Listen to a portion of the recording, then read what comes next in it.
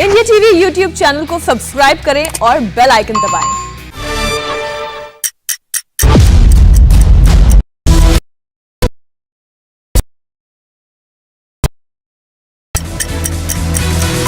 नमस्कार, 9 बजे 9 बड़ी खबर में आपका स्वागत है। आपके साथ मैं हूं अमित पालित। आपको बताएंगे भारत में थर्ड वेव का कितना डर, पॉपुलेशन कंट्रोल पर कहां-कहां हो रही है सियासत। साथ ही दिखाएंगे कल प्रधानमंत्री मोदी के दौरे के लिए कितना तैयार है काशी।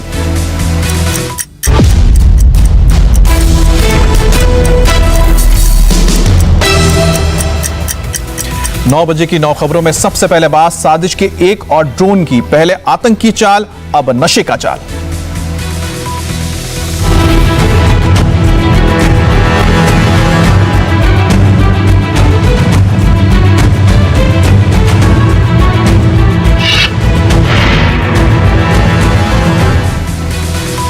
सबसे पहले एक बड़ी खबर आपको बताते हैं। पाकिस्तान की तरफ से फिर ड्रोन के जरिए नापाक हरकत की गई है।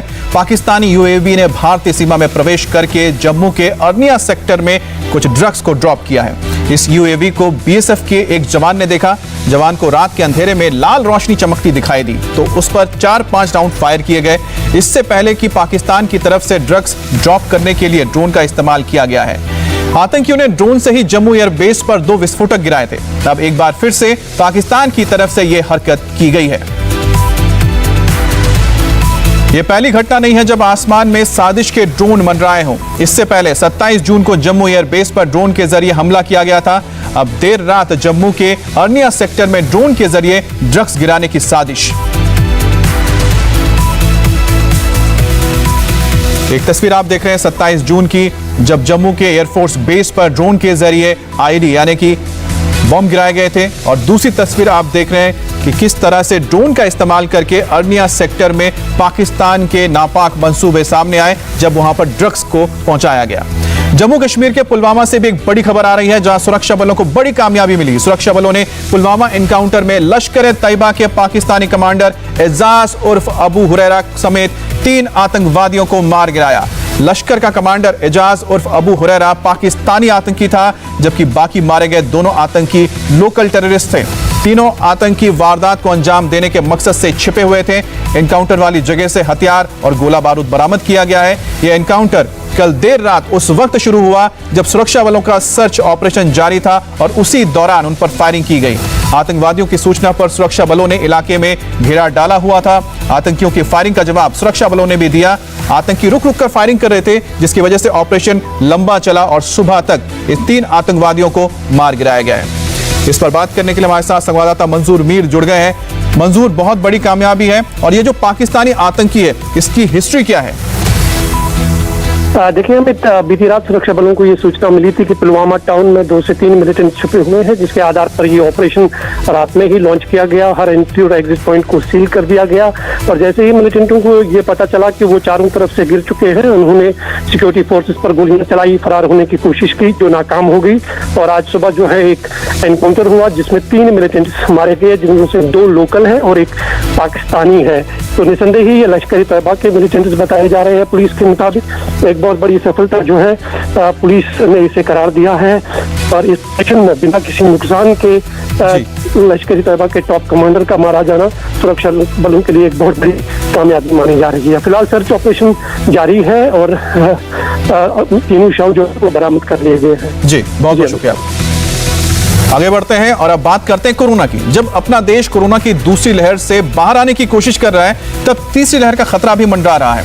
वैक्सीनेशन की धीमी रफ्तार और बड़े शहरों से लेकर हिल स्टेशन पर उमड़ रही भीड़ लोगों के लिए खतरा बन सकती है। तीसरी लहर की आशंका को और मजबूत कर रही है। इस बीच नीति आयोग के सदस्य डॉक्टर वीके पॉल ने एक बड़ा बयान दिया। डॉक्टर पॉल का कहना है कि दुनिया के कई देशों में तीसरी लहर दिखने लगी है और इस वक्त हर दिन दुनिया भर में कोरोना के 3,90,000 नए केसेस सामने आ रहे हैं, जबकि दूसरी लहर के दौरान हर रोज 9 लाख तक केस सामने आ रहे थे।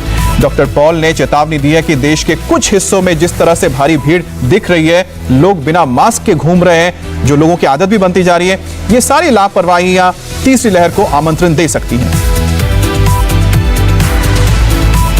दुनिया में एक थर्ड वेव दिखाई दे रही है। 3,90,000 केसेस हैं और सेकेंड वेव में 9 लाख हुए थे, तो लगभग 40% से वो वेव ऑलरेडी आ गई है। हमें अपने देश को इस वेव में ना आए और थर्ड वेव ना आए, इसके लिए हमने सबको जुड़ना है। और एक बार फिर जो क्राउडिंग हो रही है हिल स्टेशन पे, बिना मास्क के क्राउड्स आ रहे हैं, उसके बारे में भी एक क्लियर चेतावनी, क्लियर रिक्वेस्ट, अपील करी गई है कि ये ऐसा माहौल हमारे लिए अच्छा नहीं है। डॉक्टर वी के पॉल जो कह रहे हैं वो लोगों को अलर्ट करने वाला है। आंकड़ों पर नजर डालें तो रूस, फ्रांस, स्पेन के अलावा Japan, south Korea, Myanmar, Australia, Thailand, Indonesia में तेजी से कोरोना के केसेस बढ़ रहे हैं। इसका अंदाजा दुनिया के कई देशों में हर रोज सामने आ रहे नए केस की बढ़ती संख्या से लगाया जा सकता है। ब्रिटेन में पिछले 24 घंटे में 36,660 नए केस मिले हैं, जबकि रूस में 24,702, स्पेन में 44,000, इंडोनेशिया में 48,000, ईरान में 22,800, बांग्लादेश में 12,000 और थाईलैंड में 9,000 नए केस मिले हैं।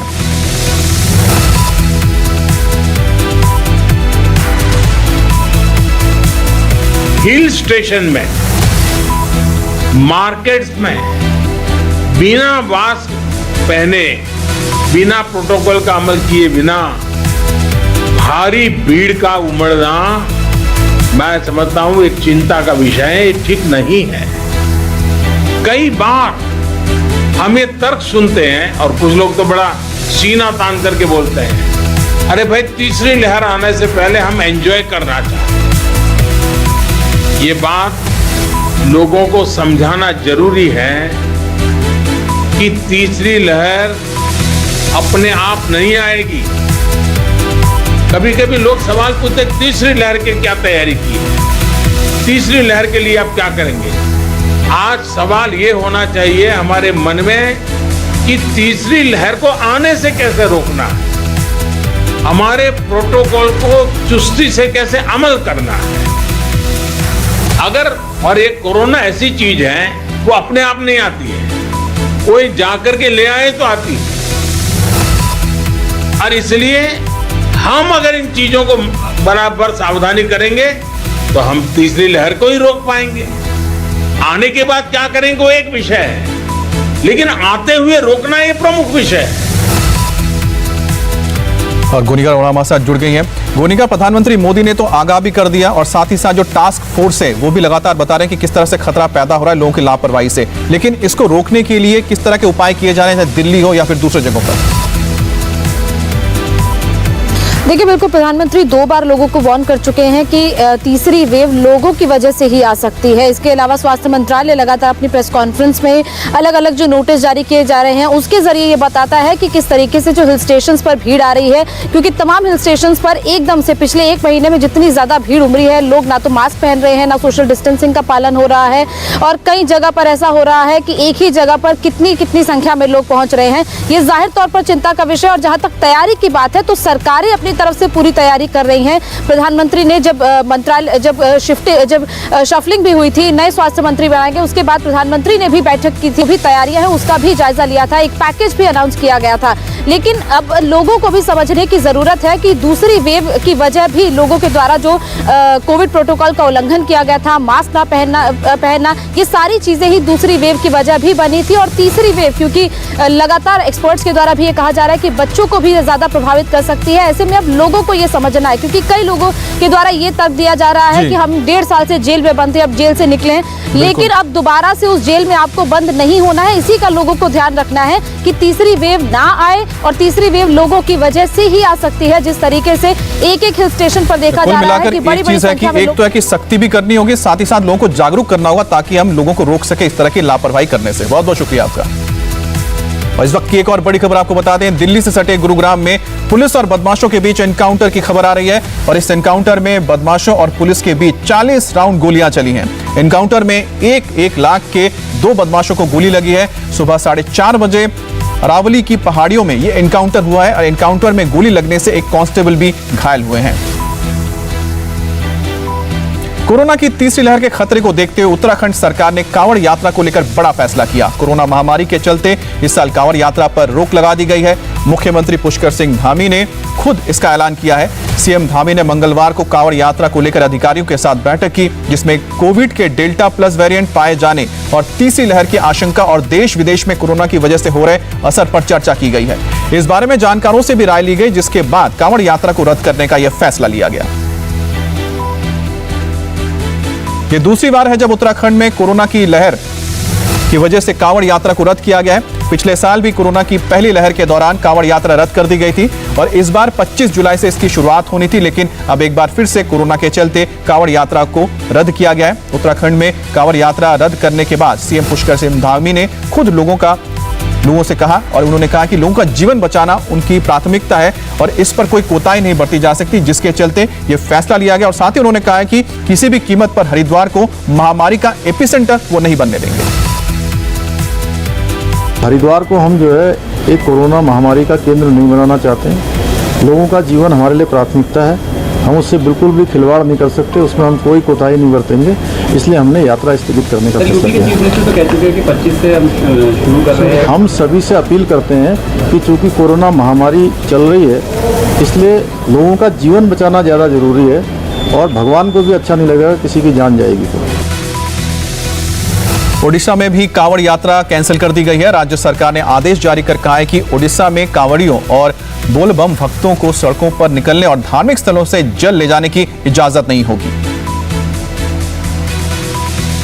तो ओडिशा से बताया जा रहा है कि वहां पर भी सरकार ने वहां पर जो कांवड़ यात्रा निकाली जाती है उस पर रोक लगा दी है और लोगों से अपील की है कि वो सड़कों पर जल लेकर ना निकले। पीएम नरेंद्र मोदी कल अपने संसदीय क्षेत्र वाराणसी जा रहे हैं और इस दौरान वो लोगों को कई सौगात भी देंगे। 8 महीने पहले वो बनारस गए थे। 2021 में ये उनका पहला काशी दौरा है और इस दौरान मोदी काशी वासियों को convention centre, cruise, hospital, oxygen plant जैसी कई सौगात देने वाले हैं। नरेंद्र मोदी 1600 करोड़ के 284 प्रोजेक्ट्स का उद्घाटन और शिलान्यास करेंगे। 744 करोड़ की 78 योजनाओं का लोकार्पण और 839 करोड़ की 206 योजनाओं का शिलान्यास किया जाएगा। 186 करोड़ के रुद्राक्ष कन्वेंशन सेंटर का प्रधानमंत्री मोदी उद्घाटन करेंगे। जापान के सहयोग से रुद्राक्ष कन्वेंशन सेंटर तैयार किया गया है। टूरिस्ट को अपनी ओर खींचने के लिए गंगा में राजघाट से 80 घाट तक क्रूज की शुरुआत की जाएगी। 34 किलोमीटर लंबे पंचकोशी मार्ग को चौड़ा करने के प्रस्ताव को भी हरी झंडी दी जाएगी। 14 अस्पताल और स्वास्थ्य केंद्रों में ऑक्सीजन जनरेशन प्लांट लगाने की योजना का भी प्रधानमंत्री मोदी हरी झंडी दिखाएंगे। प्रधानमंत्री मोदी कल जब काशी पहुंचेंगे तो बनारस का रंग रूप बदलने वाले 78 प्रोजेक्ट्स तैयार हो चुके होंगे। काशी विश्वनाथ कॉरिडोर का करीब 60% काम पूरा हो गया है। जो लोग 2 साल पहले बनारस गए होंगे और अब अगर वो जाते हैं तो उनको फर्क नजर आएगा। ये काशी विश्वनाथ कॉरिडोर बनाया जा रहा है। ये तीनों घाट एक कर दिए गए हैं। यहाँ पे पहले सीढ़ियाँ हुआ करती थी, अब वो सीढ़ियाँ अभी तोड़ दी गई हैं और ये कॉरिडोर बनाया जा रहा है। श्रद्धालु आएंगे, ये गंगा जी में डुबकी लगा के मंदिर के दर्शन करते हैं। पहले गलियों से होके गुजरना पड़ता था, अब सामने पूरा मैदान होगा, पूरा कॉरिडोर होगा और यहाँ से मंदिर भी दिख रहा है। दूर अगर आपको हम दिखा पाएँ तो काशी विश्वनाथ मंदिर है। यहाँ 300 मकान जो एक्वायर किए उसमें 40 से ज़्यादा पुराने मंदिर निकले हैं, तो वो मंदिर आपको बीच बीच में दिखाई देंगे। ये पीछे भी एक मंदिर है, इसी तरह के मंदिर जो बहुत पुराने हैं, जिनका महत्व है, उसको उसी तरह से रखा जाएगा। और यहाँ पे जो कॉरिडोर है उसको बनाने के लिए दिन रात 24 घंटे काम चल रहा है। करीब 1500 लोग 3 शिफ्ट में यहाँ पर काम करते हैं और कोशिश यही है कि जल्दी से जल्दी ये कॉरिडोर बन के तैयार हो जाए, जिससे दूर दूर से आने वाले जो बनारस में श्रद्धालु हैं वो जब गंगा जी से आए तो उनको यहीं से दर्शन भव्य हो जाए, वो आराम से जाकर दर्शन कर सके। कैमरामैन राजीव राय के साथ रुचि कुमार, इंडिया टीवी, वाराणसी। इस बार संसद का मानसून सत्र बेहद हंगामेदार होने के आसार हैं। यही वजह है कि अभी से ही सत्र के लिए रणनीति तैयार की जाने लगी है। विपक्ष जहां पेट्रोल डीजल की कीमत को लेकर सरकार को घेरने की तैयारी में लगा है, तो बीजेपी और सरकार विरोधियों को जवाब देने के लिए अपनी रणनीति बना रही है। संसद के मानसून सत्र से पहले मंगलवार शाम को रक्षा मंत्री राजनाथ सिंह के घर पर बड़ी बैठक की गई और इस बैठक में बीजेपी अध्यक्ष जेपी नड्डा, गृह मंत्री अमित शाह और के अलावा 25 से ज्यादा वरिष्ठ केंद्रीय मंत्री शामिल हुए। बात करेंगे संवाददाता आनंद प्रकाश पांडे से। आनंद, एक तो रणनीति तैयार हो रही है, तो क्या सब चीजें उसमें हुई है, और दूसरी बात है कि कई सारे नए मंत्रियों को शामिल किया गया है, वो किस तरह से टैकल करेंगे विपक्ष को? जी बिल्कुल, जो आपने सवाल पूछा कि जो नए मंत्री बनाए गए वो कैसे टैकल करेंगे, इसी को लेकर उनको समझाया गया, उनको ब्रीफिंग दी गई कि जितने भी नए मंत्री बने और खासतौर से राज्य मंत्री बने हैं वो भी जब संसद में जाए और जिस दिन उनके मंत्रालय के सवाल जवाब का दिन हो तो बकायदा ब्रीफिंग लेकर जाए और तैयारी के साथ जाए और जो भी सवाल उनसे पूछा जाता है तो उसकी तर्कों और तथ्यों के साथ उसका जवाब दें। साथ ही साथ ये भी इनको कहा गया है कि आप उत्तेजित ना हो, विपक्ष आपको उत्तेजित करने की कोशिश करेगा लेकिन आप उत्तेजित ना हो, आप अपने जवाब को तथ्यों और तर्कों तक ही सीमित रखें। इसके अलावा चूंकि जैसा विपक्ष पहले ही ऐलान कर चुका है कि पेट्रोल डीजल एलपीजी की बढ़ी हुई कीमतें हैं, किसानों के मुद्दे हैं, वैक्सीन की कमी है, वैक्सीनेशन की धीमी रफ्तार है, इसको लेकर वो संसद में सरकार को घेरेगा। तो इसको लेकर पहले से ही सरकार एक्शन मोड में आ गई है। सरकार अपना तैयारी कर रही है, अपना होमवर्क कर रही है और यही वजह है कि राजनाथ सिंह के घर पे तमाम जो मंत्री जुटे थे, लगभग 25 से ज्यादा मंत्री जुटे थे। तो क्या रणनीति वाकई में देखना होगी जो नए मंत्री बने हैं आनंद, वो किस तरह से अब जवाब देते हैं और साथ ही साथ किस तरह से विपक्ष के सवालों को हैंडल करते हैं। बहुत बहुत शुक्रिया आपका। उत्तर प्रदेश की योगी आदित्यनाथ सरकार ने 2022 के विधानसभा चुनाव से पहले जनसंख्या नियंत्रण नीति को जो दांव चला है, उसकी अब हर तरफ चर्चा होने लगी है। कई दूसरे राज्यों में भी इसी तरह की जनसंख्या नीति बनाने की मांग तेज हो गई है। यूपी के बाद मध्य प्रदेश, बिहार, राजस्थान, महाराष्ट्र, कर्नाटक और केरल में भी जनसंख्या नियंत्रण कानून की मांग तेज होने लगी है। जनसंख्या कानून लाने की सबसे ज्यादा मांग उठी है बीजेपी शासित राज्य मध्य प्रदेश में। मध्य प्रदेश के मंत्री, सांसद और विधायक शिवराज सिंह सरकार से यूपी की तर्ज पर सख्त जनसंख्या नीति लाने की मांग कर रहे हैं। एमपी के हेल्थ मिनिस्टर विश्वास सारंग ने कहा है कि बेरोजगारी और गरीबी को खत्म करने के लिए जनसंख्या कानून अमल में लाना चाहिए। वहीं एमपी के विधानसभा के पूर्व प्रोटेम स्पीकर और भोपाल से बीजेपी के विधायक रामेश्वर शर्मा ने तो मुख्यमंत्री को चिट्ठी लिखकर बोला है कि इस पर वो कानून लेकर आए। भोपाल की सांसद प्रज्ञा सिंह ठाकुर भी चाहती हैं कि ज्यादा बच्चे पैदा करने वालों को वोटिंग के अधिकार से वंचित करने वाले जैसे सख्त कानून होने चाहिए। आगे आने वाली पीढ़ी को यदि एक सशक्त और सुव्यवस्थित भारत सौंपना है तो ये सुनिश्चित करना होगा कि जनसंख्या पर नियंत्रण हो। और जब हम जनसंख्या पर नियंत्रण की बात करते हैं तो ये निश्चित रूप से कानून के दायरे में आना चाहिए। और जब जनसंख्या बढ़ती है तो निश्चित रूप से उन साधन संसाधन में हमें कमी देखने को मिलती है। बेरोजगारी से लेकर गरीबी, इस सब का यदि कोई बड़ा कारण है तो वो जनसंख्या पर अनियंत्रण है। इसलिए मेरा मानना है कि जनसंख्या नियंत्रित होनी चाहिए और इसको नियंत्रित करने के लिए कानून का दायरा जरूर बनाया जाना चाहिए। उत्तर प्रदेश अकेले की आवश्यकता नहीं है कि जनसंख्या नियंत्रण कानून लागू हो, पूरे देश की आवश्यकता है और हर प्रदेशों की जवाबदारी है। राजस्थान की भी यही जवाबदारी है, यही जवाबदारी मध्य प्रदेश की है, यही जवाबदारी कर्नाटक की है, यही जवाबदारी उड़ीसा की है, यही जवाबदारी बिहार की है, यही जवाबदारी दिल्ली की है, सबकी जवाबदारी है, यही जवाबदारी महाराष्ट्र की है। नागरिकों की सुरक्षा और समृद्धि के लिए, सुशासन और विकास के लिए जनसंख्या पर नियंत्रण होना आवश्यक है। ये असमानता हो रही है। दूसरी बात की संख्या अधिक बढ़ने के कारण जितनी भी सुविधाएं होंगी वो कम पड़ेंगी। जब भी जैसे कोरोना काल आया, उस पर बात करने के लिए हमारे साथ अनुराग अमिताभ जुड़ गए हैं। अनुराग, जिस तरह से हम देख रहे हैं कि मंत्री हो या फिर बीजेपी के जो विधायक है, सांसद है, बहुत वोकल है, लेकिन जो मुख्यमंत्री है उनकी क्या राय है इस पर?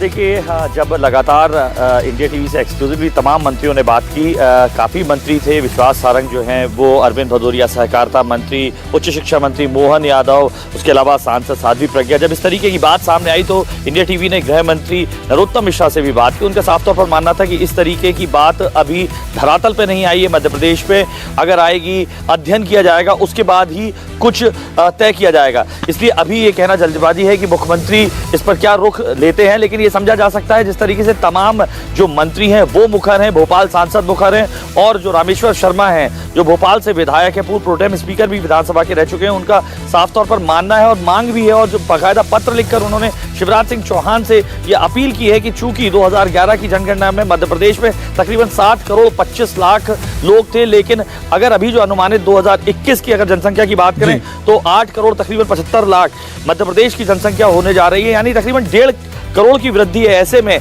उनका और तमाम मंत्रियों का मानना है कहीं ना कहीं विकास और सुशासन में बाधा आती है अगर ज्यादा बच्चे। और भाई अगर आपने जैसा साध्वी प्रज्ञा की बात सुनी, वोटिंग का अधिकार साफ तौर पर छीन लेना चाहिए, वोटिंग नहीं करने देना चाहिए। कहीं ना कहीं कह सकते हैं कि जो पड़ोसी राज्य में हुआ है उसके चलते कहीं ना कहीं चर्चा शुरू हो गई है और हो सकता है कि इसको लेकर आगे कुछ कॉन्क्रीट कदम भी उठाया जाए। बहुत बहुत शुक्रिया आपका। इस वक्त की बड़ी खबर, दिल्ली से सटे गुरुग्राम में पुलिस और बदमाशों के बीच एनकाउंटर हुआ है। इस एनकाउंटर में बदमाशों और पुलिस के बीच 40 राउंड गोलियां चली हैं और एनकाउंटर में 1-1 लाख के 2 बदमाशों को गोली भी लगी है। सुबह 4:30 बजे अरावली की पहाड़ियों में एनकाउंटर हुआ है। एनकाउंटर में गोली लगने से एक कांस्टेबल भी घायल हुए हैं। तस्वीरें आप देख रहे हैं जहां पर एनकाउंटर हुआ है, जहां पर इस वक्त पुलिस छानबीन कर रही है। 4:30 बजे हुआ है ये एनकाउंटर। 1-1 लाख रुपए के 2 बदमाशों को गोली लगी है। ये अरावली का इलाका है, गुरुग्राम का, जहां पर ये एनकाउंटर हुआ। नमस्ते, मैं हूं मीनाक्षी जोशी। वीडियो और खबरों से अपडेट रहने के लिए India TV YouTube channel subscribe करें, बेल आइकन दबाना ना भूलें। जुड़े रहें इंडिया टीवी के साथ।